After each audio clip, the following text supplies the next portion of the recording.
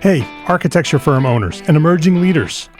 Get ready for unparalleled insight into the development of a world-class architecture firm and a worldwide organization driving the digital transformation of the design and construction industry. With Build Smart, the podcast that's changing how our profession operates.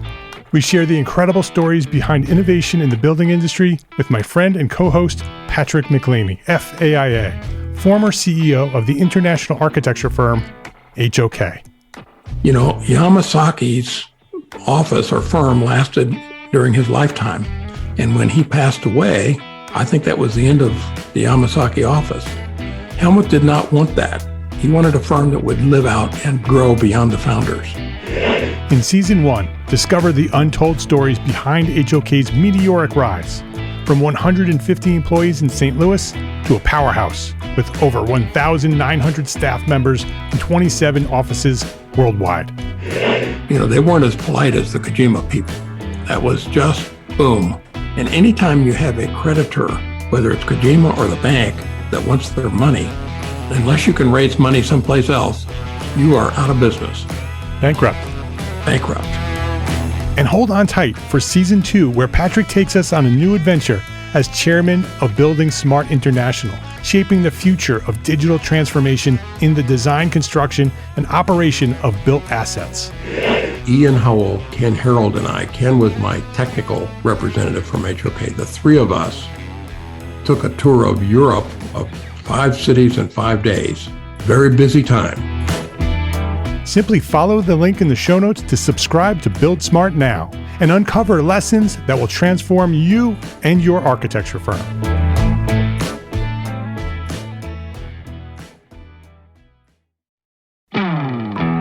Hey, architecture firm owners and emerging leaders. Get ready for unparalleled insight into the development of a world-class architecture firm and a worldwide organization driving the digital transformation of the design and construction industry. With Build Smart, the podcast that's changing how our profession operates. We share the incredible stories behind innovation in the building industry with my friend and co-host, Patrick McLeamy, FAIA, former CEO of the international architecture firm, HOK. You know, Yamasaki's office or firm lasted during his lifetime. And when he passed away, I think that was the end of the Yamasaki office. Helmut did not want that. He wanted a firm that would live out and grow beyond the founders. In Season 1, discover the untold stories behind HOK's meteoric rise, from 150 employees in St. Louis to a powerhouse with over 1,900 staff members and 27 offices worldwide. You know, they weren't as polite as the Kojima people. That was just boom. And anytime you have a creditor, whether it's Kojima or the bank, that wants their money, unless you can raise money someplace else, you are out of business. Bankrupt. And hold on tight for Season 2, where Patrick takes us on a new adventure as chairman of Building Smart International, shaping the future of digital transformation in the design, construction, and operation of built assets. Ian Howell, Ken Harold, and I, Ken was my technical representative from HOK. The three of us took a tour of Europe of 5 cities in 5 days. Very busy time. Simply follow the link in the show notes to subscribe to Build Smart now and uncover lessons that will transform you and your architecture firm.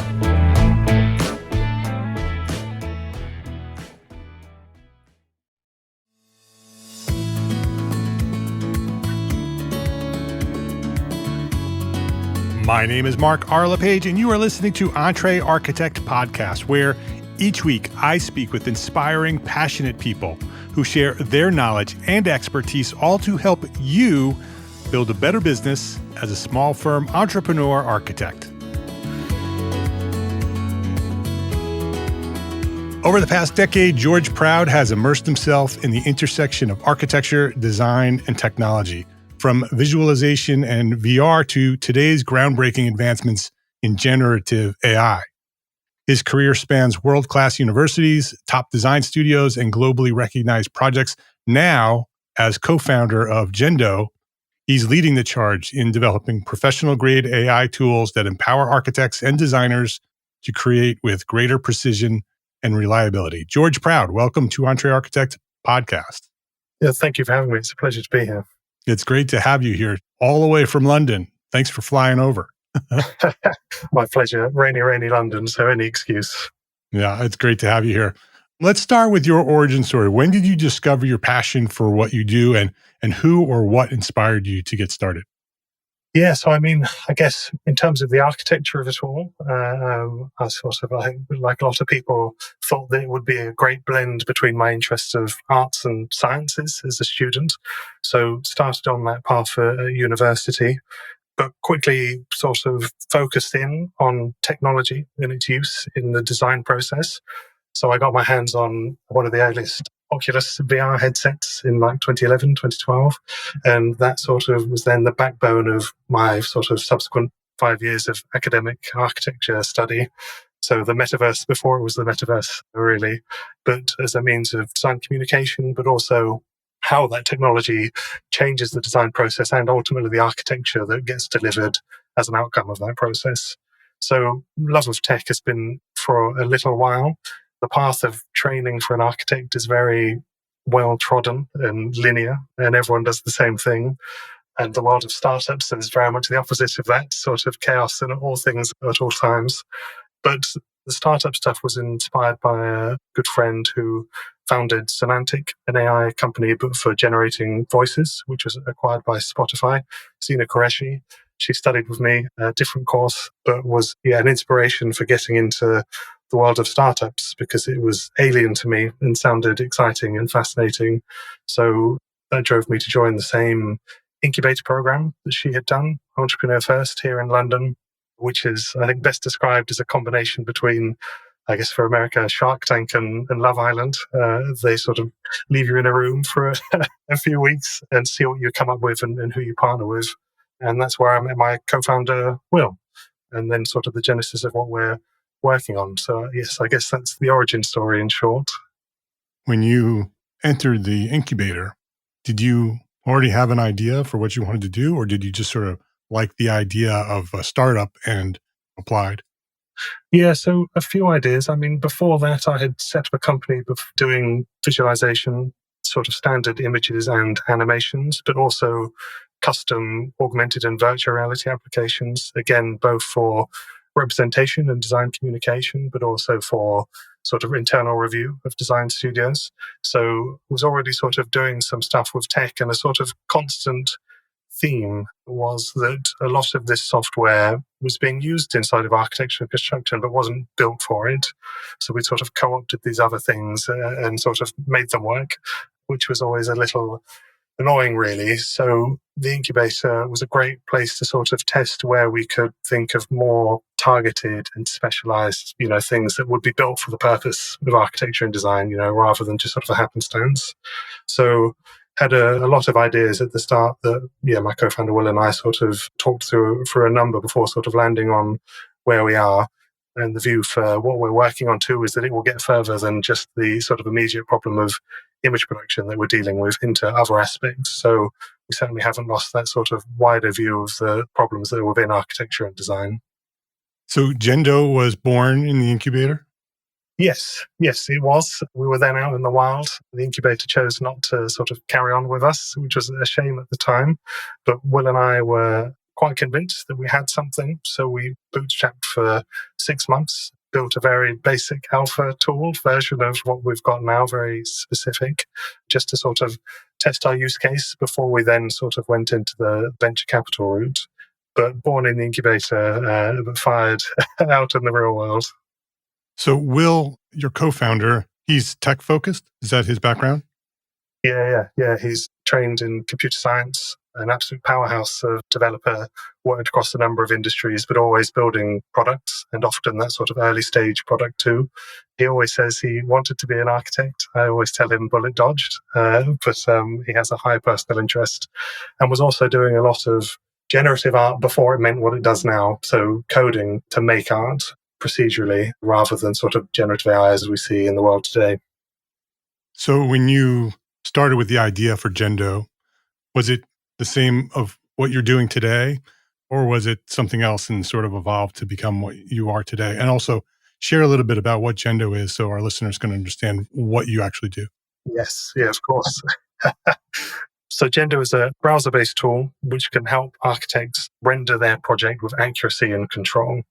Traditionally, this has been done with specialists who use traditional CGI and VFX techniques, who go into a whole separate software stack and hardware stack to produce these images, which can be very expensive, can cost anywhere from $1,000 to $10,000 per image, and can take 2 weeks for the pleasure too.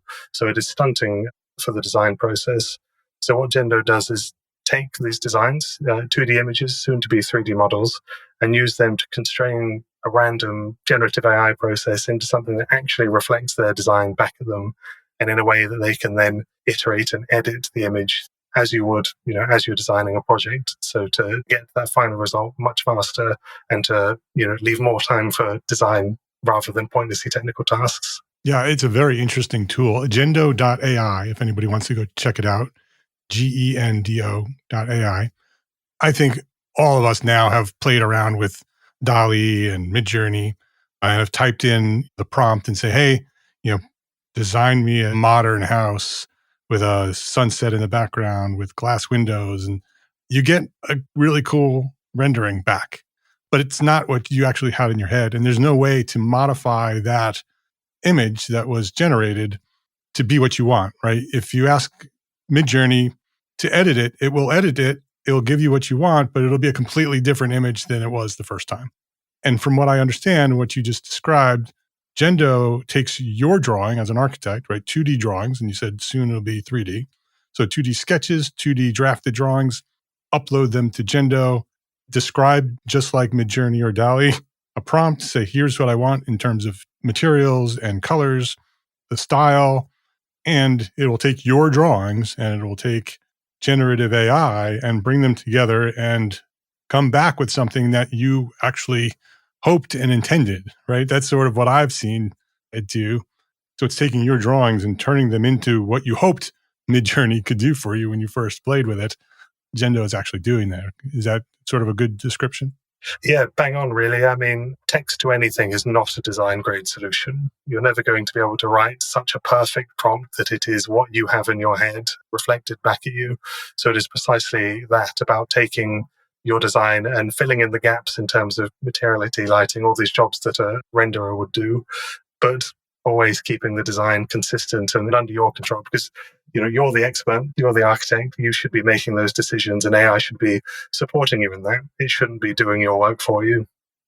And can you make specific changes on the rendering? Like if you do the rendering and now you want Corten steel instead of concrete, can I just sort of say, okay, I want just this wall Corten?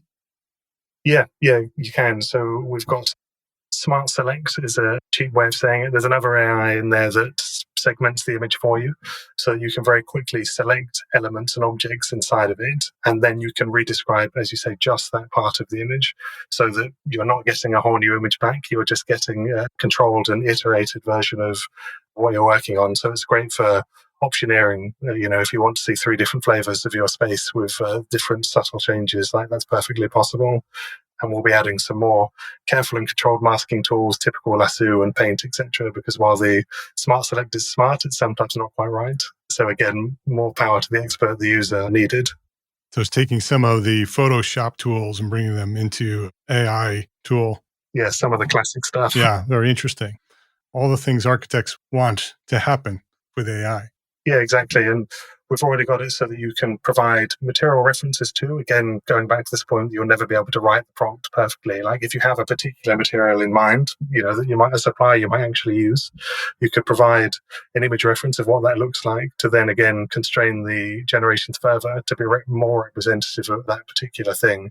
And we're hoping soon to have sort of product catalogs that you can pick from these things that you could then specify as part of the image and then ultimately as part of construction. What about scale? So let's say we want a specific stone and we give the AI an image of the stone and then it comes back and the stones are, 4 feet long and, 2 feet high, and you really wanted them 4 inches long and 2 inches high. How do you control that?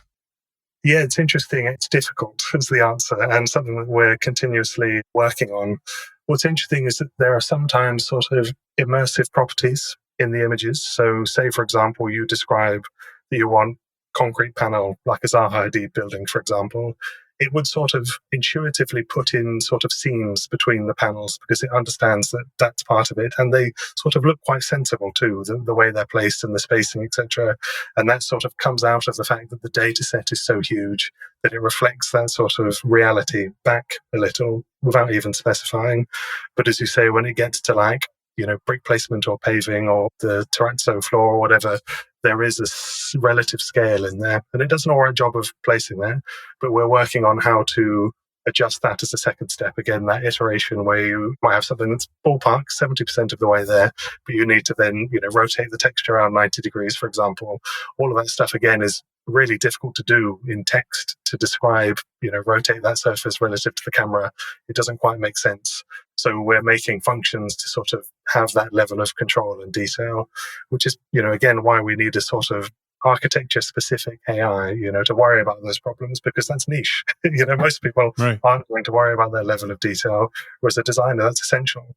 So, we have to make these new sort of models and functions to allow for that level of control. So thinking technically, it sounds like it's taking AI, it's taking rendering tools from like a Photoshop type of tool, then a visualization rendering tool. So is Gendo sort of literally that, sort of taking those different technologies and combining them to work together? Yeah, in part it is, and in part it's not. So yeah, some of those more typical selection tools, lots of people will be familiar with those, like the lasso and paintbrush, and those are just great ways to interface with the image and to highlight areas that you want to work with. So no point reinventing the wheel there. And, a lot of architects, most I'd say, work in some sort of CAD. So they have 3D models at their disposal. And again, what better source of truth of the design that you want to use than making use of that? So we can take different sort of layers of information from that to help, again, constrain this generative process. But ultimately, it is generative AI. You sort of feed it all of these inputs and references and things at the start to sort of as a mold almost for it to sort of conform to. But then it then just has to do, the generation part to get to the sort of output, the image that you can then edit on. So yeah, it is a sort of conglomeration of these concepts to get to what we've got now. Can we go back to the business? You said that it started in an incubator and you found your co-founder there. And you then said earlier that you went through a VC process, right? So you have funding, I'm assuming.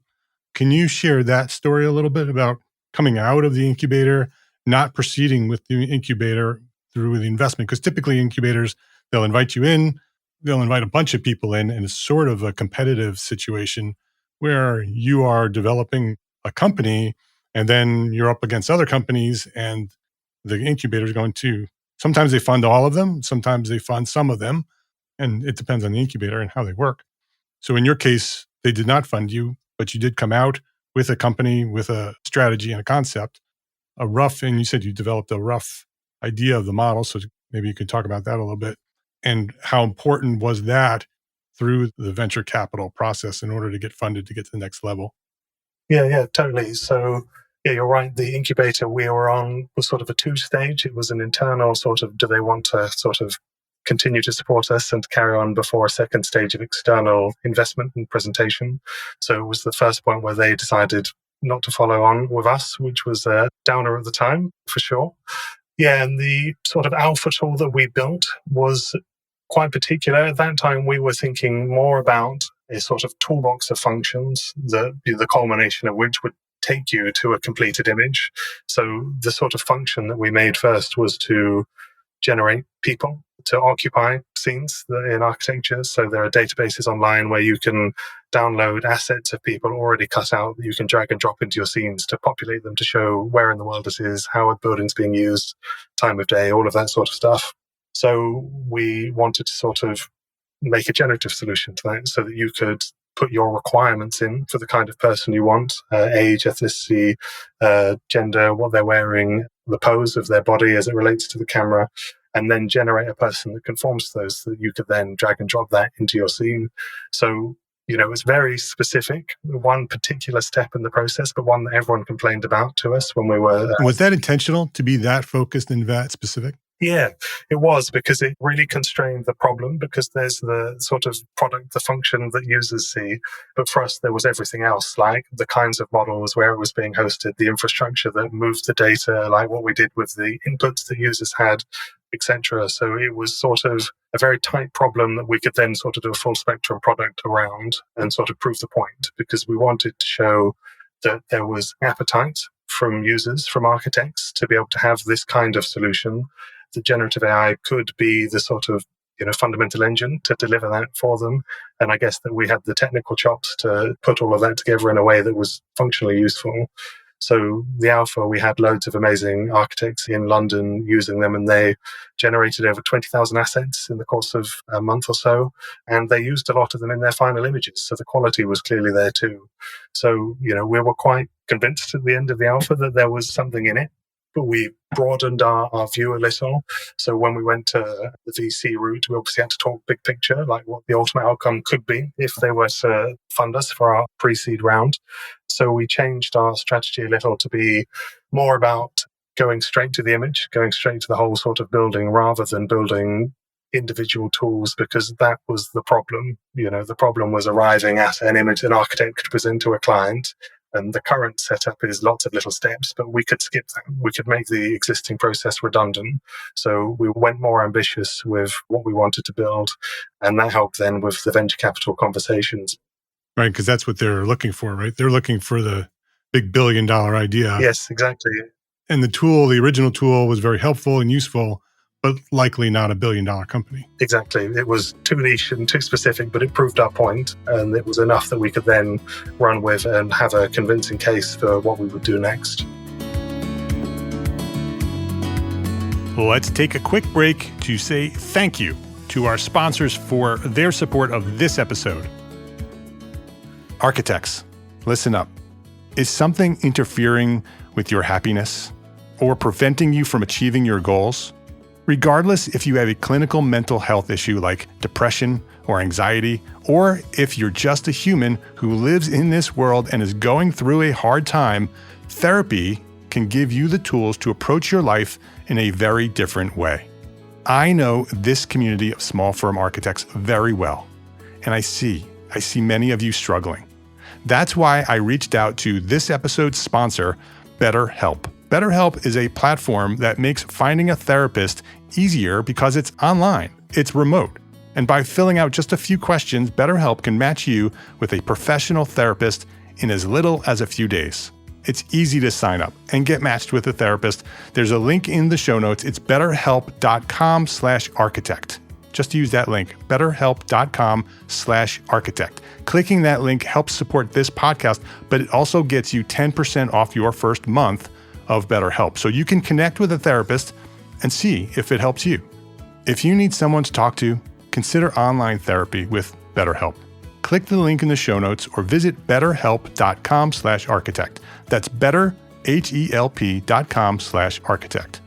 Thank you to BetterHelp for supporting this podcast and for supporting our community of small firm architects.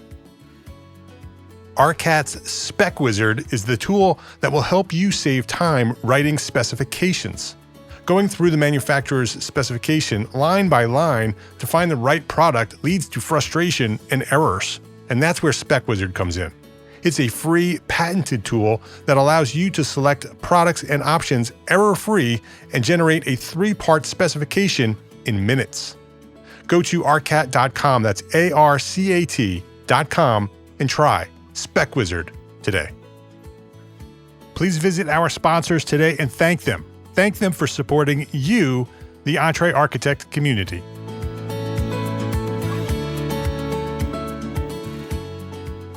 So talk about the VC process. How did you get introduced to those VCs? Who did you talk to? What was that process? Was that a pretty straightforward process or was that a complicated process?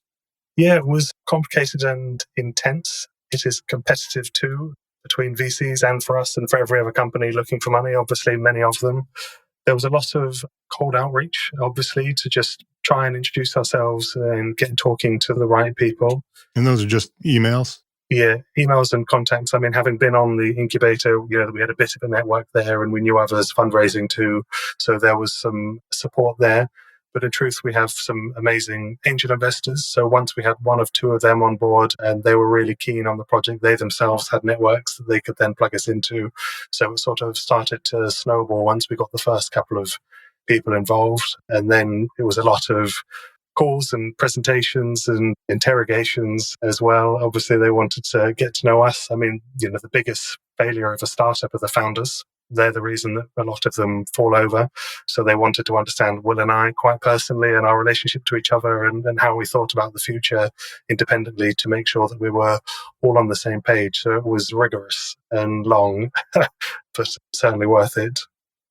The choice in selecting VCs, how did that work? I mean, did you focus on UK-based VCs or were they all over the world? Or Yeah, it's interesting. We have got UK and European-based investment to date, and there is certainly a culture around it.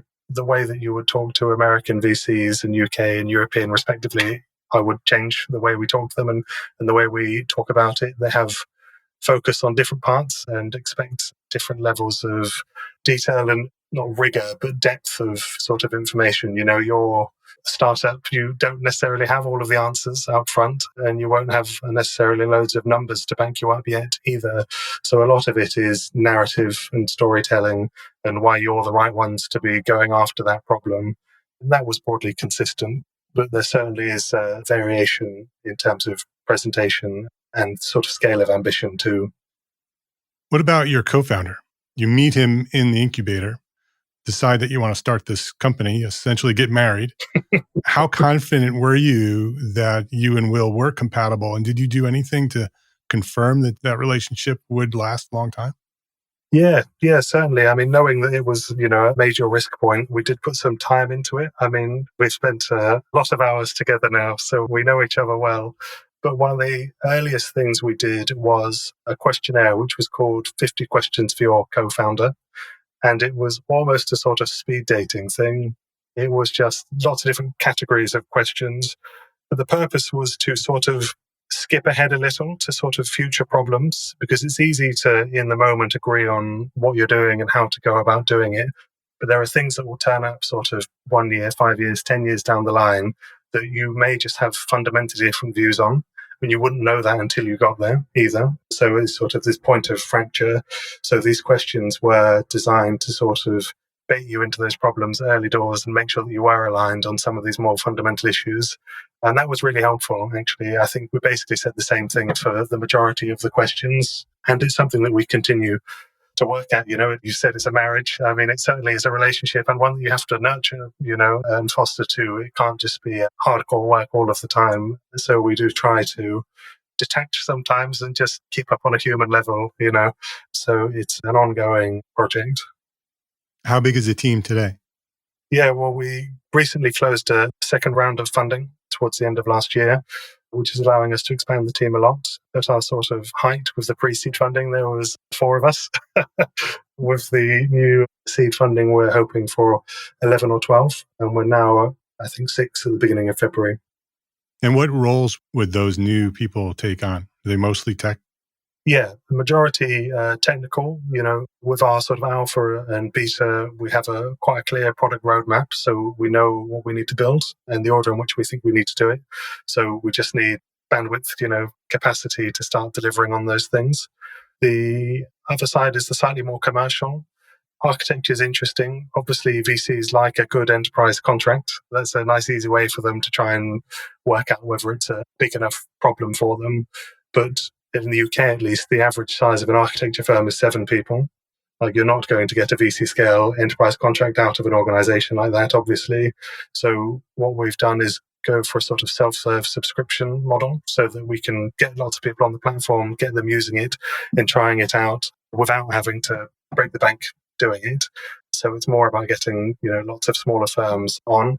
So we're getting marketing people and some community to help foster users that we can talk to them and they can talk to each other and understand, what they need from it moving forwards.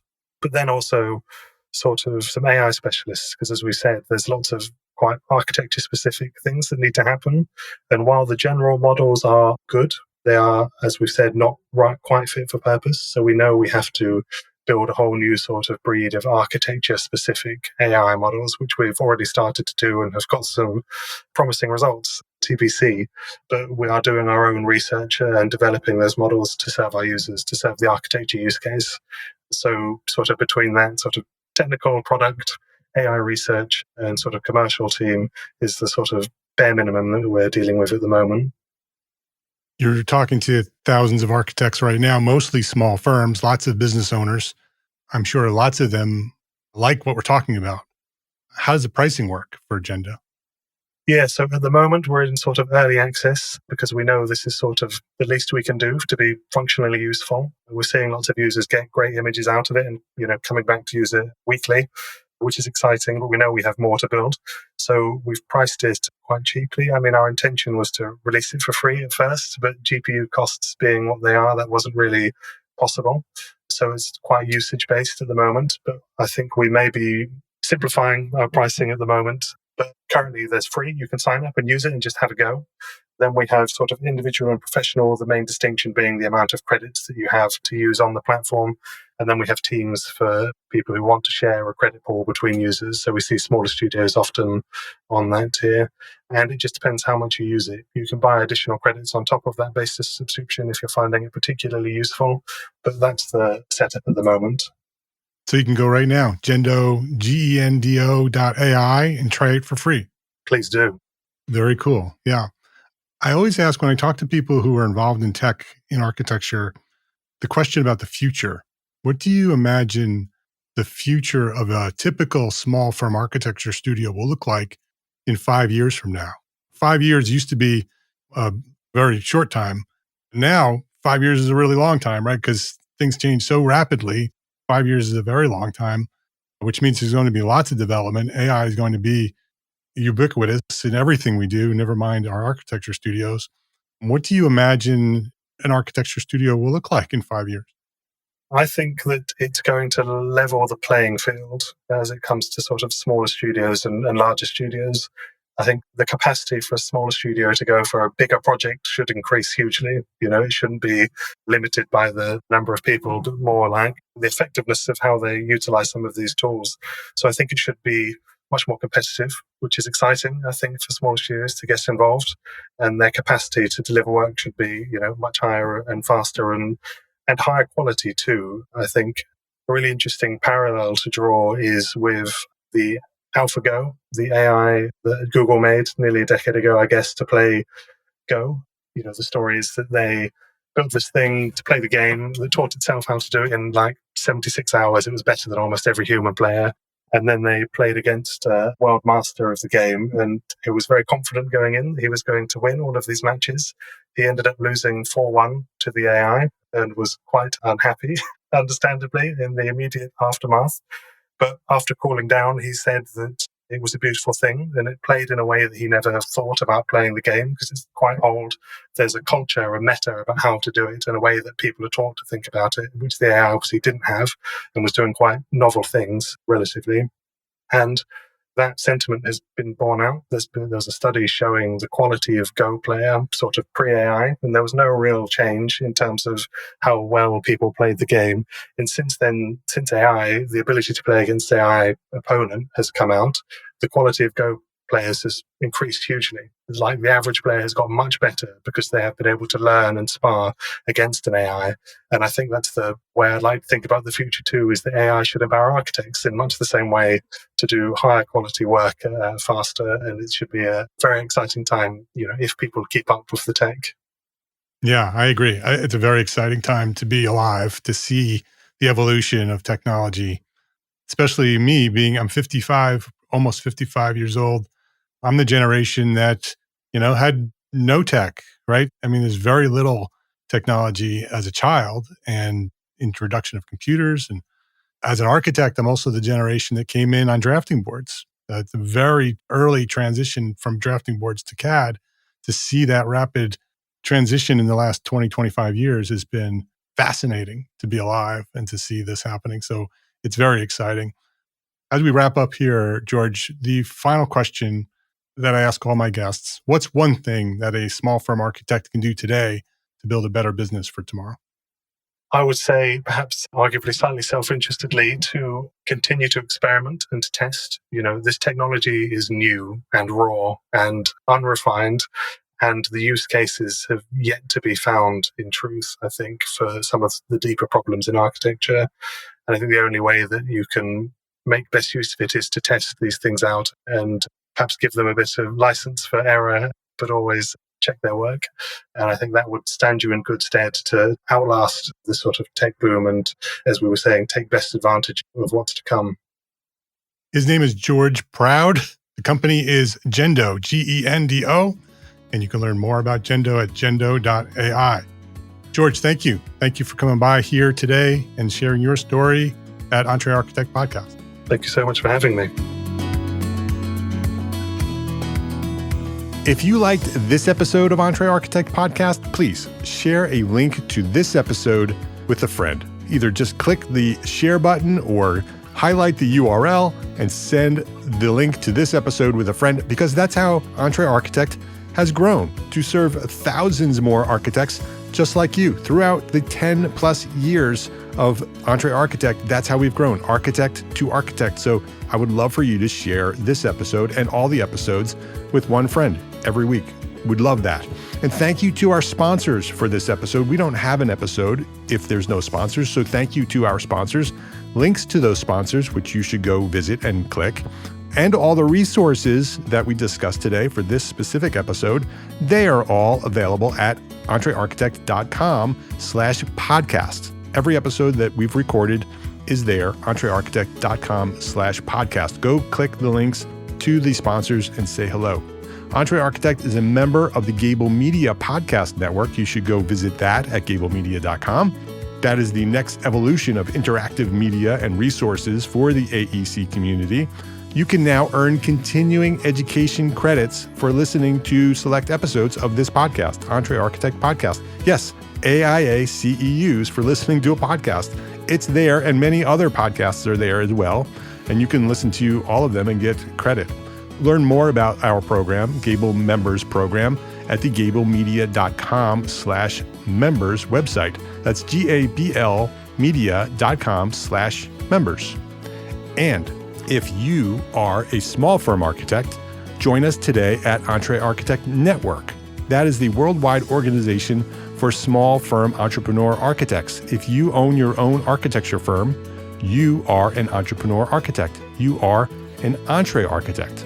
With weekly live group business coaching, we have business coaching there, monthly live business training with AIA CEUs, 2 a month, so 24 AIA credits per year, including 12 of those are HSWs. We have them in the membership. Business resources, all the resources you need to run your business, special session webinars, mastermind groups, and a thriving community of small firm architects just like you.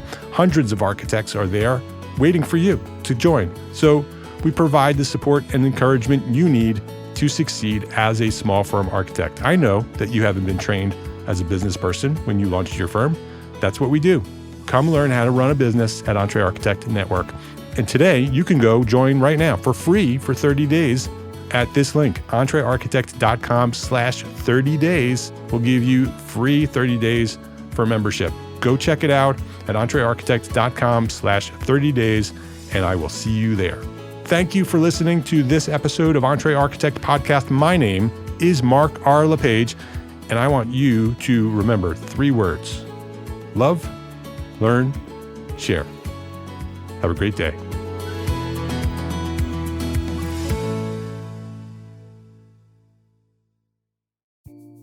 Imagine earning continuing education credits while doing exactly what you're doing right now. Well, you can. Gable Media has revolutionized the way you earn your continuing education credits with a groundbreaking approach. Forget running around town and scouring the internet for credit-worthy courses. Fulfill your CE requirements effortlessly by listening to engaging podcasts just like the one you're listening to now. Our podcasts are designed to educate, entertain, and inspire, all in a user-friendly environment. But wait, there's more. architects, Gable Media is also approved as an AIA continuing education services provider. Upon completion, we handle everything, from reporting your hours directly to the AIA to storing your certificates in your personal Gable Media profile for your self-reporting needs. So follow the link in the show notes and start earning your credits in the most innovative and entertaining way possible with Gable Media. Attention architects and creative minds, get ready to supercharge your brand with Build Your Brand, the podcast that's unlocking the secrets of branding success for creatives. Hey there, it's Mark Arlepage, founder of EntreArchitect, and I'm inviting you to join my friend, architect marketing expert Jeff Eccles at Build Your Brand podcast, where he explores the captivating stories of the world's top brands and transforms their lessons into powerful moves for small firm architects and creatives like you. In Season 1, Jeff shares the thrilling tale of Southwest Airlines, where he dissects their journey to the summit and distills it into strategies tailor-made for you. It's important to keep in mind that companies like Southwest compete in the real world, just like you, and face real-world challenges, just like you. You might be surprised at how similar those challenges are to the struggles that you grapple with on a day-to-day basis. Don't miss out on your blueprint for success. Subscribe, tune in, and let's build your brand together. You may have noticed that the very best brands in the world are also known for having somewhat unique corporate cultures. That's often the glue that holds everything together when they encounter those rough spots. We don't do it because it inconveniences the passengers to whom we are primarily dedicated, the short haul, frequent flyer. Follow the link in the show notes to subscribe to Build Your Brand today. Remember, no matter the size, the journey's the same. Your brand's journey to the top starts here.